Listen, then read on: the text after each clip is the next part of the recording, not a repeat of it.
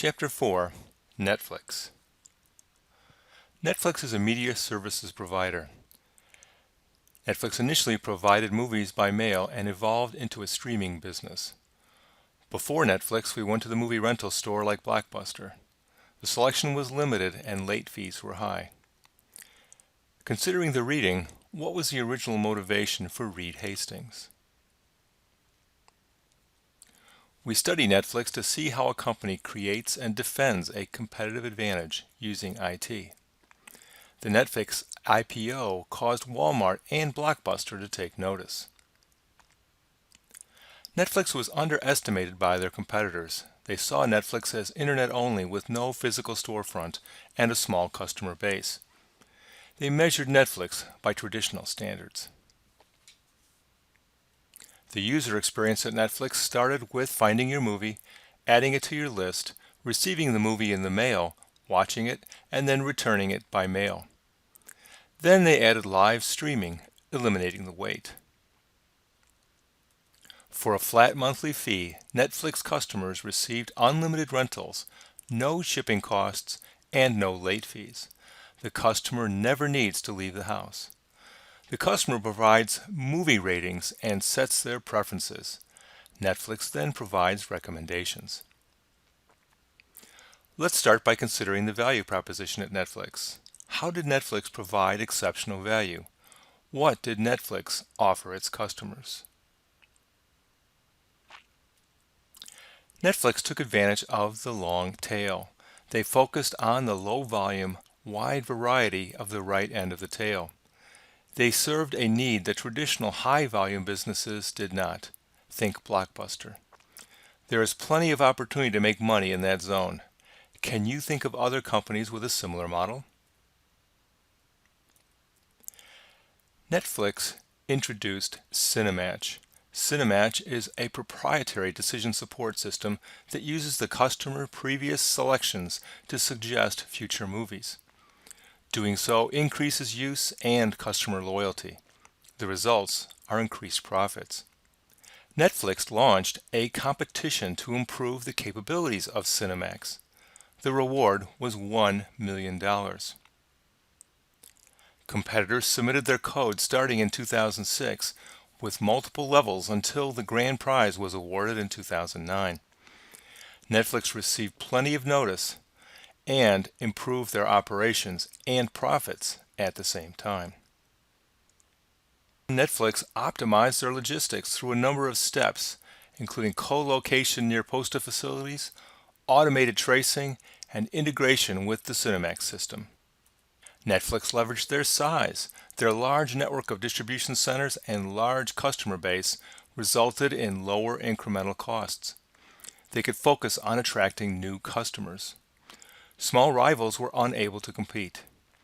Netflix maintained industry-leading strength in brand with a top IT capability in Cinemax. Compare the results for Netflix versus Blockbuster. What company is in the stronger position? As noted by Nicholas Negroponte, the former head of MIT's Media Lab, most media products are created as bits, digital files of ones and zeros that begin their lives on a computer. Music, movies, books, and newspapers are all created using digital technology. When we buy a CD or DVD, we're buying physical atoms that are simply a container for the bits that were created in software. This is the first part of the equation, bits to atoms. Now, when we follow the evolution of Netflix, we see the move back to bits through content streaming. For Netflix, the transition to streaming has not been without issues. Streaming started with 2 websites and 2 pricing schemes. This evolved to 1 website with 2 pricing schemes. The initial transition resulted in legal issues and customer backlash, with nearly 1 million subscribers leaving. To provide streaming to the customer, Netflix added a proprietary set-top box. They added streaming capability available to a host of other boxes, including game consoles, DVD and Blu-ray players, TVs, and computers. The next step for Netflix is disintermediation. This occurs when an intermediary activity is removed from a firm's distribution channel. The result is that the supplier and customer are closer and offers the opportunity for exclusive content for customers. What's the future for Netflix? What competitive threats exist? How might the ever-changing world of technology affect Netflix? Acquiring the content for their selection has not been simple. The first sales doctrine states that a firm can distribute physical copies of legally acquired copyright-protected products, but this does not apply to digital media or bits. One sharing approach uses windowing, where content is available to a given distribution channel for a specific time window under a different revenue model. When a film is released, it is distributed through multiple windows over time. Traditional theaters get the first shot, followed by DVDs, video on demand, and then TV. This rollout is often controlled by the film's producers. One way to control this process is by creating your own content. Doing so results in disintermediation, increased control, shorter cycle time, and greater profit. Netflix is acquiring or developing original content. Netflix has expanded this approach to over a dozen different series that have been well received.